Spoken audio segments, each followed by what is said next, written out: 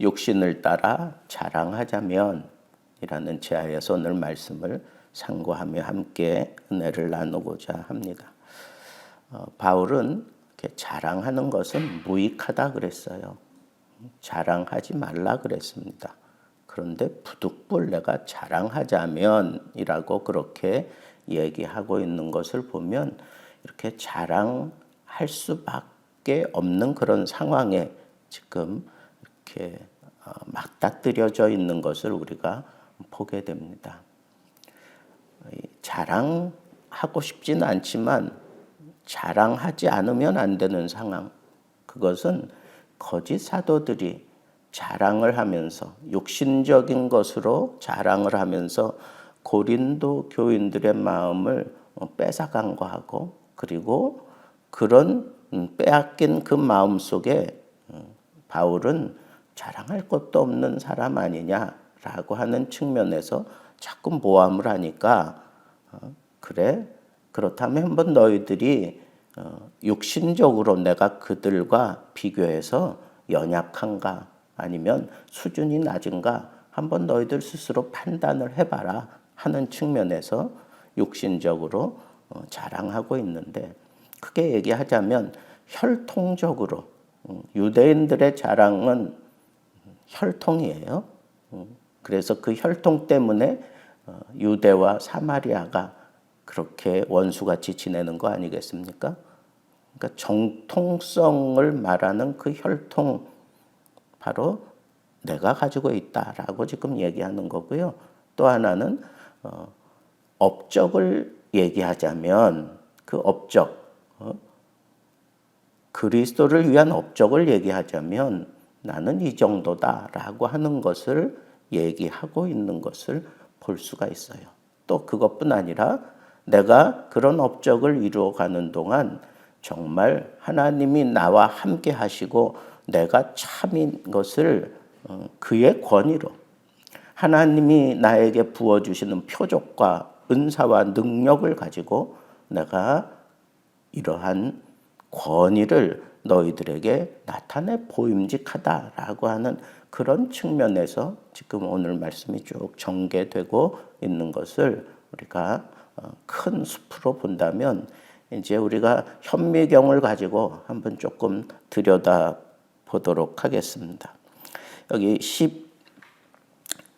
1장 22절을 여러분 보세요. 히브리인이냐 그리고 이스라엘인이냐 이렇게 얘기할 때 히브리인은 이건 혈통을 얘기한다면, 이스라엘인이냐라고 하는 것은 이건 국가적인, 그러니까 다른 이방인들과 구별할 때 이스라엘이라고 그렇게 얘기했고, 히브리인이냐라고 하는 것은 이것은 종교적인 그런 색채를 가지고 그렇게 얘기하는 거라고 생각을 해보게 되고요. 그 다음에 아브라함의 후손이냐 이렇게 얘기할 때 내가 정말 진정한 아브라함이다, 아브라함의 후손이다 라고 그렇게 얘기를 하고 있습니다. 또 다른 편지에서도 나는 히브리인 중에 히브리인이다, 히브리인이다 라고 그렇게 얘기하면서 나는 베냐민 지파다 라고 얘기를 하고 있는 것도 볼 수가 있습니다. 여러분, 정말 이스라엘 백성들이 믿고 따를 만한 사람은 이 혈통을 상당히 중요시하고 있는 것을 보게 됩니다. 우리 한국 사람들하고 정말 비슷한 점이 많아요. 한국도 표방하는 게 뭐예요? 우리는 백의의 민족이다. 좋게 얘기하자면 우리는 한 혈통을 가진 그런 족속이다. 이걸 얘기하는 거잖아요. 실제로 한 혈통을 가지고 있습니까? 외세 침략이 그렇게 많았던 우리나라가 혈통적으로 정말 깨끗합니까? 정말 대한민국 이 조선 백성이라면 이 곱슬머리 있으면 안 되잖아요. 그런데 다 그런 것들이 들어와 있잖아요. 근데 우리는 백의 민족이다, 이런 것들을 얘기하면서 그 혈통을 상당히 중시하고 있는 것을 보면 어쩌면 그게 민족성인 것 같아요. 민족성이고 바로 그 민족성 때문에 아주 종교심이 남달리 강한 것도 사실입니다. 그래서 우리 한국이 이렇게 짧은 기간 안에 기독교가 세계적으로 가장 크게 부흥할 수 있었던 그런 나라가 되는 것도 정말 우리 한국민의 그 종교성이 상당히 강하다라고 하는 것을 이 혈통을 지키려고 혈통을 표방하면서 어떤 민족의 자긍심을 세우려고 하는 이런 부분들이 이 유대인들과 상당히 맞닿아 있고, 그리고 그 혈통뿐 아니라 우리 백성들도 이 법 지키고 이러는 걸 상당히 중요하게 생각하잖아요. 유대인들도 마찬가지 아닙니까? 그런 면에서 볼 때 이건 충분히 우리가 이해할 수 있겠다 하는 거예요. 그런데 그리스도의 일꾼이냐, 그리스도의 어떤 사신이고 그리스도를 위하여 정말 특별히 선발된 그런 사람이라고 거짓 사도들이 얘기하느냐, 정신없는 소리 한다, 정신없는 소리 한다, 그렇게 얘기를 하면서 나는 더욱 그러하다. 그러면서 그 사람들이 정신없는 소리 하는 그 이유가 뭐냐, 거기에 대해서 바울이 당한 극심한 그 고생과 고난과 핍박을 쭉 열거하고 있어요. 그런 걸 보면 그리스도를 위하여 이만큼 희생한 흔적을 가지고 얘기하라 이거예요. 너희들이 정말 그리스도의 일꾼이라면, 정말 그리스도의 참다운 일꾼이라면 이런 희생과 이런 흔적을 가지고 얘기하라, 그런 얘기예요. 어떤 수고를 했습니까? 여기 보니까 내가 수고를 하더라도 넘치도록 했어요. 50만큼만 하면 되는데 100을 한 사람이에요. 옥에 갇히기도 했어요. 옥에 갇히기도 하고, 뭐 어떤 사람이 그 옥에 갇힌 걸 얘기할 때 한 7번 정도 갇혔다, 뭐 그런 식으로 얘기하는데 성경에는 그렇게까지 나와 있지 않지만 이것저것 따지면 그렇게 된다, 뭐 그렇게 바울을 연구하는 사람이 그렇게 얘기도 하고요. 더 많이 하고, 그리고 수없이 맞았대요. 수없이 맞았다. 이건 헤아릴 수 없을 정도로 많이 맞았다는 거예요. 뭐 복음을 전하다가 여러 번 죽을 뻔도 했어요. 실제로 죽은 줄 알고 갖다 버리기도 했잖아요. 여러 번 죽을 뻔했고, 유대인들에게 40에서 한한 감한 매를 5번이나 맞았대요. 40대를 때리면 죽으니까 숫자적으로 39만 때리고 마는 거예요. 그런데 그것을 5번이나 맞았어요. 그리고 3번 태장을 맞았어요. 태장이 뭐냐 하면 이 로마인들이 채찍질을 하잖아요. 채찍질 할 때 그 끝에 납을 달아놓고 아니면 가시 같은 것 달아가지고 때리면 살점이 막 뜯어져 나오는, 그게 바로 태장인데 그걸 3번이나 맞았어요. 사실은 로마인이잖아요. 바울은 로마인이라고. 근데 로마 법상 태장은 로마인에게는 절대로 하면 안 돼요. 그런데 바울은 그리스도를 위한 고난이라고 생각하고 그냥 밝히지 않고 이렇게 3번씩이나 맞았어요.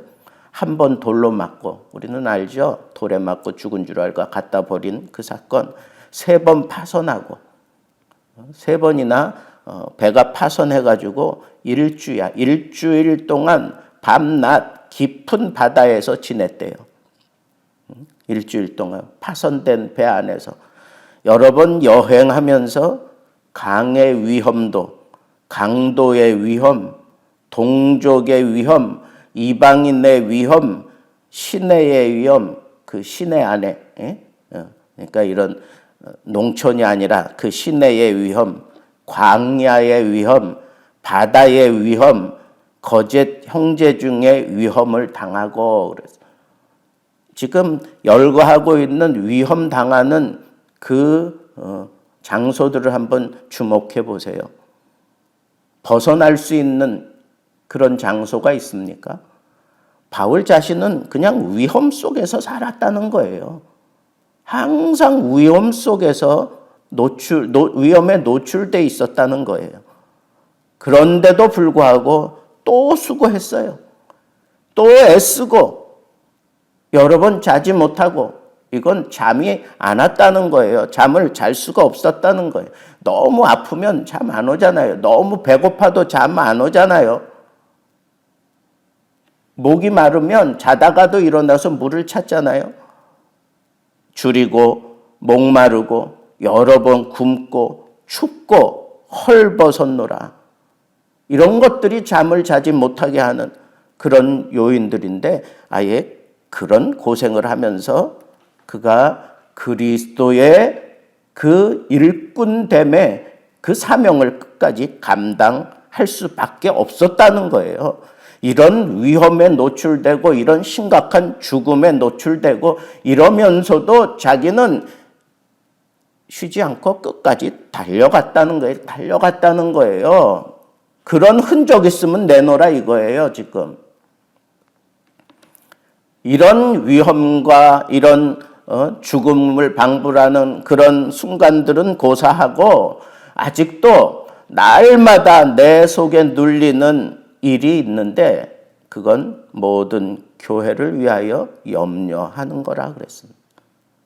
교회에서 들려오는 소식이 안 좋은 소식이 들려오고 교회가 힘들다는 소식이 들려오고 교회가 막 분리된다는 소식이 들려오고 교회가 싸운다는 소식이 들려오고 교회가 서로 사랑하지 못하고 용서하지 못하고 서로 반목이 되어 있는 그런 소식이 들려오고 뭐 이런 것들로 인해서 그런 염려 때문에 내가 견딜 수가 없다는 거예요. 이 가슴에 무거운 돌덩이 하나 얹고 사는 것처럼 그렇게 산다는 거예요. 저도 이런 경험을 여러 차례 해봤습니다. 교회가 이래서는 안 되는데 교회가 이런 모습으로 서로 반목해서는 안 되는데 그런데 뭐 저마다 다 자기들만 옳다 그래요. 요만큼도 용서할 마음이 없어요. 서로 잘났다고 얘기만 하지 잘못했다고 얘기하는 사람들은 없어요. 이게 교회의 모습은 전혀 아닌데 그런 교회를 바라보고 있는 목회자의 심정은 그건 진짜 가슴을 갈기갈기 찢어놓는 어디 간들 그 눌림에서 해방되지 않습니다. 그 문제 해결되기까지 아니면 하나님이 나를 특별하게 붙잡고 위로해 주시기까지는 이 눌리는 이 문제에서 해방되지 않습니다. 그와 같은 놀라운 그런 영광스러운 승리를 거머쥐었음에도 불구하고 한순간에 그냥 쫄장부가 돼서 도망갔던 엘리야의 심정을 제가 이해한다니까요. 그리고 가장 연약한 자처럼 이제 됐으니 내 목숨 거두어 달라고 하는 그런 연약한 모습으로 그렇게 하나님 앞에 하소연하는 그런 모습들이 이해가 된다니까요. 늘 가슴에 눌려있는 그 근심이 있으면 이런 조그만 바람에도 깜짝깜짝 놀라는 게 그게 사람이에요. 그런 고민이 과연 이 거짓 선지자들에게 있더냐? 누가 약하면 내가 약해지고 누가 실족하게 되면 내가 애타하지 아니하더냐? 그런데 너희들은 지금 어떻느냐? 너희를 종으로 삼고 잡아먹고 빼앗고 스스로 높이고 뺨을 후려치는데도 너희들은 잘 용납하는구나. 여러분 가끔 TV에서 이단에 대해서 뭐 그런 상황들을 쭉 보도할 때 보세요. 거기에 몸담고 있다 나온 사람들 뭐 이런 사람들하고 인터뷰할 때 보세요. 그 사람들이 얼마나 헌신적으로 그 속에서 살았는지. 이단들에게 빠지면 정말 목숨 걸고 순종하고 얻어맞으면서 피지 사건 알잖아요. 여자가 그냥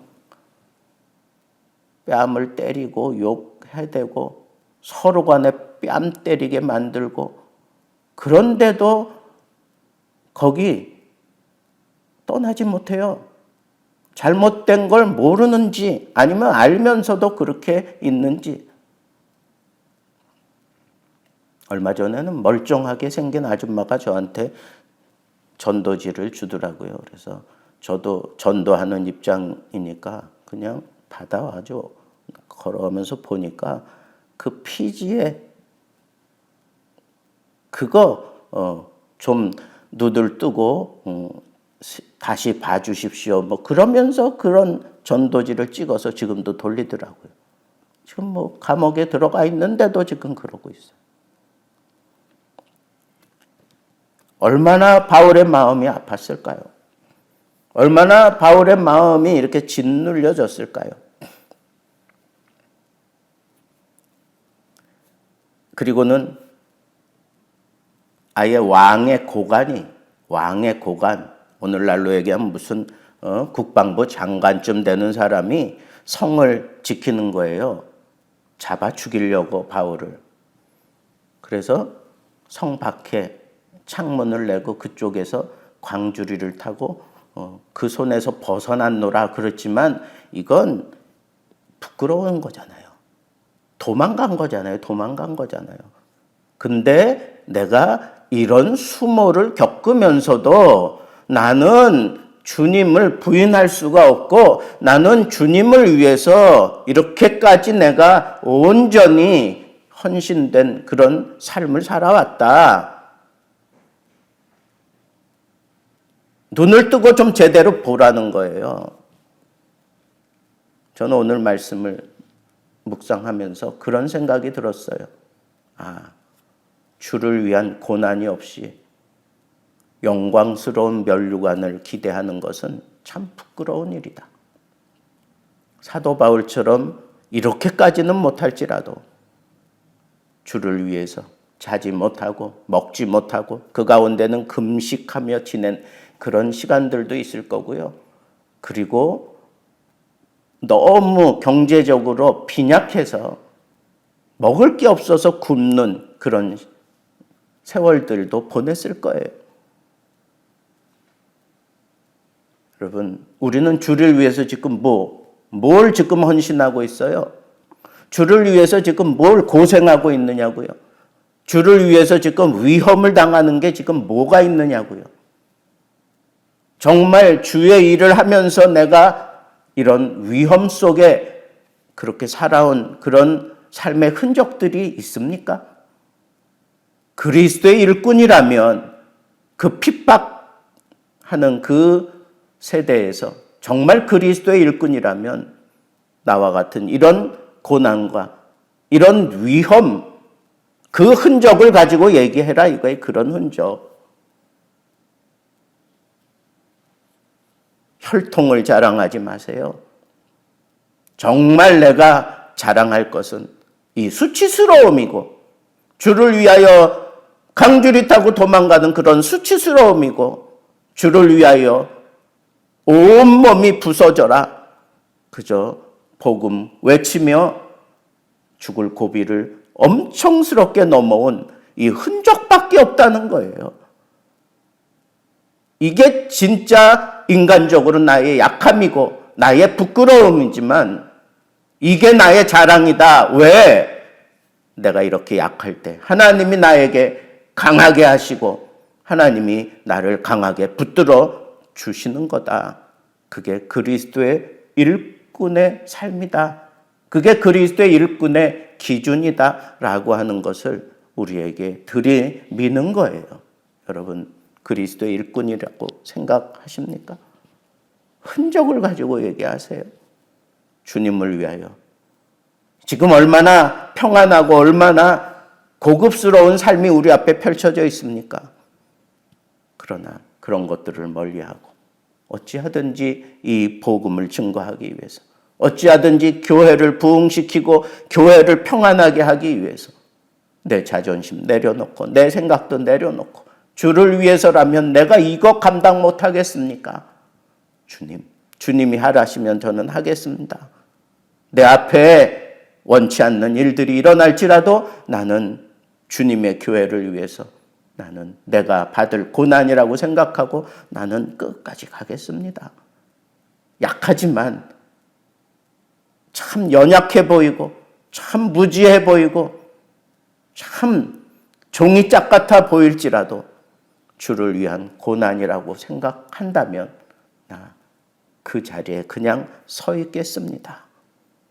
하나님은 그런 사람을 붙들고 복음의 역사를 이루어 가십니다. 무엇을 자랑하며 살겠습니까? 복음을 위한 헌신, 복음을 위한 희생, 복음을 위한 영광을 바라보며 철저하게 낮아지고 복음을 위한 그런 위험도 감수하며 하나님 앞에 붙들려 강한 그리스도의 군사로 살게 되기를 우리 주님의 이름으로 축복합니다.